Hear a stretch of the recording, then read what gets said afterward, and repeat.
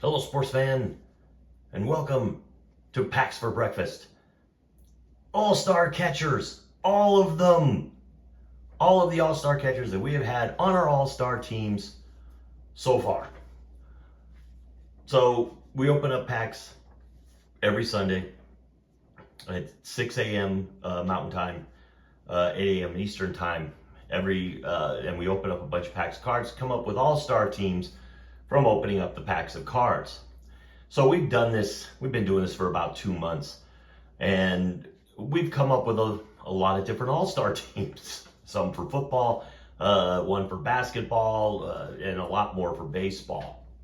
So in those all-star teams, we did a 2023 and 24 holiday pack, and we just kind of threw a team together, so we didn't really decide that we were going to talk about that said team.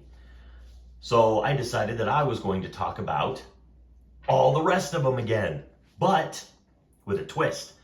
So these are the 4 catchers: Benito Santiago, Yadier Molina, Mike Piazza, and Ivan Rodriguez. Out of these 4, who would you take? Who would be the one that you would take as your catcher if you could take any one of these 4 catchers? Who are you taking? Yadier, of course, is the most recent. He just retired here within the last couple of years. Benito, Mike, and Ivan all pretty much played from the same era. So Benito Santiago, just to go over his numbers again real quick: 263 career batting average, 217 home runs, won 3 Gold Gloves. I mean, he's one of my favorite catchers, but I wouldn't call him one of the greatest of all time. You go to a Yadier Molina, 277 career batting average, 176 home runs. He played 19 years in the MLB. Santiago played 20. He was a 10-time All-Star, 2-time World Series champion, had 9 Gold Gloves. That's a lot of Gold Gloves. He is widely considered probably the best catcher of this era by a lot of people.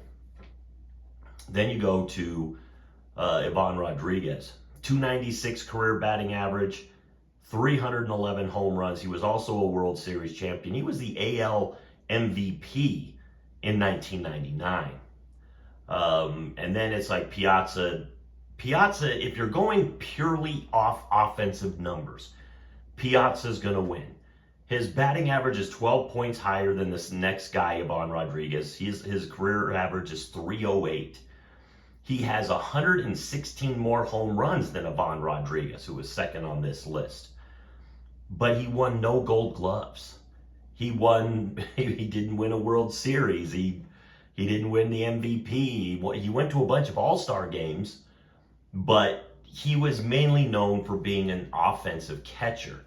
Now, you could even say a little bit of the same for Ivan Rodriguez, 296 with 311 home runs. Here's the thing: Yadier Molina had 9 Gold Gloves. That is a lot of Gold Gloves to have. Ivan Rodriguez, 13 Gold Gloves. That's how good Ivan Rodriguez was. So to me, Ivan Rodriguez kind of gets forgotten a little bit. I don't think we talk about him with the same reverie that we probably should, because he might be the best catcher to ever play the game, and that's putting him up there with Johnny Bench and Carlton Fisk and guys like that. But definitely out of these 4, if you give me my choice of who am I taking, who's the guy I'm going to take above all else, I'm taking Ivan Rodriguez. That's going to be the guy that's going to catch the ball for me, because not only was he a good hitter, he was a great fielder. Now, if you want to get into the framing of the ball and did he call a good game, I can't really speak to that very well. Yadier was very good at calling a really good game with the pitchers that he had. I mean, he was kind of known for it. He was also very good at framing the ball. But the offensive numbers mixed with the fact that he was a 13-time Gold Glover, which means pretty much they always considered him the best at his position during his era. I'm going with Ivan Rodriguez.